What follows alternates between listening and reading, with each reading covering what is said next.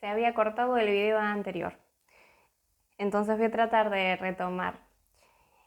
En lo concreto, cuando se habla de interculturalidad, o se hablaba por lo menos hace unos 10, 15 años, cuando se empezaba a plantear la cuestión de la interculturalidad, era solamente instituciones específicas donde la población que asistía se alejaba de los parámetros y estándares de lo que se suponía que era una población común en una institución. Pero específicamente población indígena o migrantes de países considerados pobres, en desarrollo, o el eufemismo que a ustedes les guste. Es decir, que normalmente se utiliza el término de educación intercultural cuando la población tiene una identificación étnica que aparece como un problema desde los parámetros hegemónicos de la sociedad. Entonces, esta es una cuestión porque se asocia desde el comienzo el concepto de interculturalidad con un problema y con un tipo de población, otra vez, definida estereotipadamente desde el comienzo. Y el problema es que esta identificación étnica son diferencias desvalorizadas que históricamente han querido ser eliminadas, aisladas, integradas en nuestra sociedad argentina, y ahora simplemente se los cambia por ser sujetos de políticas interculturales. Pero básicamente es lo mismo, se lo considera un problema y que hay que hacer algo con estas poblaciones. Entonces el problema, dice Novaro, realmente no es que existan estas poblaciones, que existan estas diferencias. El problema es que la diferencia o las relaciones de desigualdad se valoran, el problema es la diferencia pensado desde el punto de vista de estos parámetros que ya les estuvimos diciendo, de estos parámetros hegemónicos, cuando en realidad la verdadera problemática está en las relaciones de desigualdad que valoran un tipo de diferencia por sobre otra. Creo que ahora me expliqué bien. Entonces, bueno, la interculturalidad, como ya dijimos antes, se puede pensar desde el punto de vista propositivo o descriptivo. Y normalmente se está hablando de forma propositiva, es decir, la forma ideal en la que se deberían relacionar dichos grupos, de forma bastante utópica. Y por el otro lado tenemos la descripción de la realidad, que son situaciones cotidianas de convivencia entre grupos distintos, con sus consabidos conflictos debido a una estructura asimétrica de relaciones sociales. Entonces, la cuestión acá es esta tendencia a atribuir a priori de antemano ciertas características de carencia para socializar según nuestros propios parámetros. No solo para socializar, sino para aprender o para, ya desde el vamos, para considerar todo un modelo educativo. Entonces vemos que esas diferencias se las consideran como una falencia, como un déficit, como una falta. Cuando en realidad puede ser que no exista una falta, sino simplemente tengan internalizados otros modelos de aprendizaje, otras formas de socialización. Entonces tenemos que estar nosotras atentas a estas formas sutiles de prejuicio y discriminación cuando estamos considerando que miembros de determinadas poblaciones en realidad no tuvieron la misma oportunidad que nosotros, carecen de ciertas herramientas, cuando no se está valorando los saberes, conocimientos y formas de enseñanza que sí están teniendo, pero no son válidas dentro de nuestro modelo educativo.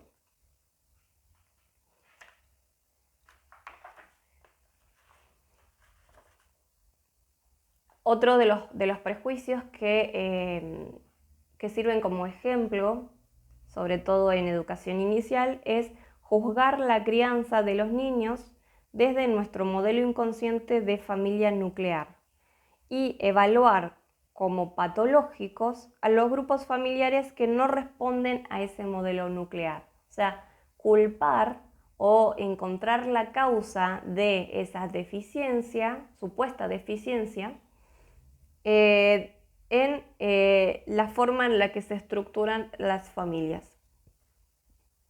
Y cuando se mezcla esta patologización de la familia con formas ocultas de racismo y discriminación étnica, bueno, tenemos como una especie de justificación que le quita responsabilidad a la institución, a las maestras, a los directivos, porque el problema otra vez está puesto en el chico y en sus condiciones culturales, y no en el medio que es de por sí está estructurado de forma desigual y que perpetúan esas mismas formas de discriminación.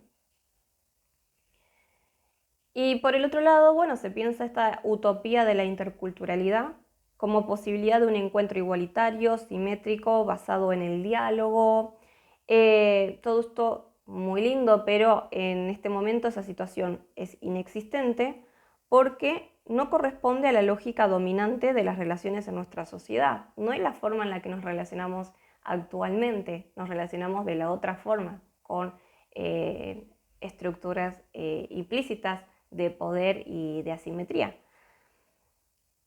Entonces, esta reflexión crítica de nuestras propias formas culturales que superarían la aceptación, la tolerancia al otro, ya no estamos en el momento todavía de generar esa reflexión de manera colectiva, de pensar la interculturalidad, como ya se dijo antes, como un atributo positivo y no como un problema que tenemos que solucionar.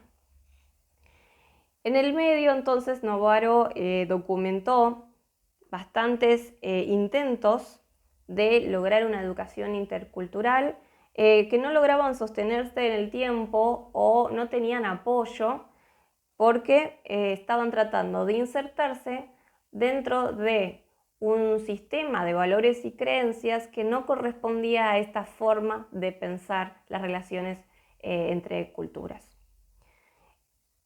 En todo esto, Gabriela Novaro también pregunta, se hace la pregunta retórica de, ¿debe hacerse cargo el Estado de generar políticas interculturales o debemos dejar que la sociedad civil construya sus alternativas? Esto es una pregunta válida justamente porque se considera que el Estado todo lo que toca lo malinterpreta y lo arruina, lo contamina con sus interpretaciones limitadas acerca de las cosas, y que debería dejarse que los grupos que están históricamente marginados, las minorías, que sigan y continúen, que tengan el espacio para sus luchas y que logren ellos mismos autogestivamente sus estrategias de inclusión y de interculturalidad. Bueno, Novaro va a decir que esta forma de pensar es bastante riesgosa y que se parece bastante a una forma neoliberal de pensar el Estado, donde se piensa en que el Estado debe correrse y que se tiene que dejar que los grupos privados se hagan cargo. Entonces, ojo, porque dentro de esta idea de permitirle a los grupos expresarse y que el Estado no se meta, que parece muy progresista, en el fondo termina teniendo la lógica de hay que dejarlos solos. Y entonces esto se debe a una forma de usar el concepto de Estado, una forma de pensar el Estado de manera muy restringida. Si se piensa de una forma más ampliada, podemos entender que el Estado no es una estructura jerárquica de instituciones, simplemente, sino que también y principalmente debe considerarse como una arena de lucha donde se disputan significados, donde tiene que existir una multiplicidad de voces y que siempre va a ser considerado una instancia de conflicto, siempre. Entonces el corrimiento del Estado no es una opción viable. El Estado sí tiene que estar presente en todo esto, pero ya no debe plantear la igualdad en términos de homogeneidad, porque esa es la cuestión cuando se construyó, como ya dijimos, el concepto de Estado-nación, se pensaba en la integración como homogenización, en la igualdad como que todos debían ser iguales, por lo tanto los que no eran iguales debían ser excluidos. Entonces, sí el Estado tiene que estar presente, sí tiene que plantear estrategias de equidad, pero no debe pensarlo en términos de homogeneidad. Ya no debe tener políticas compensatorias, porque una política compensatoria sería para solucionar un problema, no debe considerarse la diversidad de un problema, sino que tiene que generar políticas de reconocimiento de la otredad y de reflexión crítica sobre lo que consideramos que es normal o común y por qué se considera de esa forma. Entonces se tiene que problematizar esos modelos hegemónicos, repensarlos críticamente, bla, bla, bla. También todo esto es muy utópico, pero es lo que se suponía que tendría que ocurrir. Y ya no debería pensar en la transmisión de una cultura, de la cultura nacional, ¿no? Como la escuela como esa institución estatal que se encarga principalmente de transmitir la cultura nacional, sino que son instituciones que permiten entonces el entrecruzamiento de múltiples esquemas, saberes y formas de enseñanza que ya existen en nuestra propia población, pero simplemente tenemos que reconocerlas y posibilitarlas. Y tener mucho cuidado de no reproducir la dicotomía educación popular, educación de élite. Porque con toda esta idea también bastante progre de pensar en la educación popular, otra vez se está separando una población que necesita educación especial y otra población también, ya sea por una razón o por la otra, necesitan educación diferenciada. Esto hace que no haya este diálogo entre diferentes saberes, que no se beneficien todos de las diferentes formas de enseñanza, y que se siga obviamente reproduciendo la decisión clasista socioeconómica de la población según estos modelos de dominante-dominado. Así que bueno, todas estas cuestiones para pensarlas. Vamos a seguir leyendo en la siguiente clase sobre inclusión e integración, y vamos a leer ya para compartir en la clase presencial el texto de Carlos Tumburú, que se llama A propósito de un caso de exclusión encubierto de inclusión escolar. Entonces vamos acá a analizar una situación particular que sirve como un ejemplo para revisar de cerca esta problemática de la exclusión escolar. Y bueno, la vamos a hablar entre todas y ver qué sacamos en concreto de eso.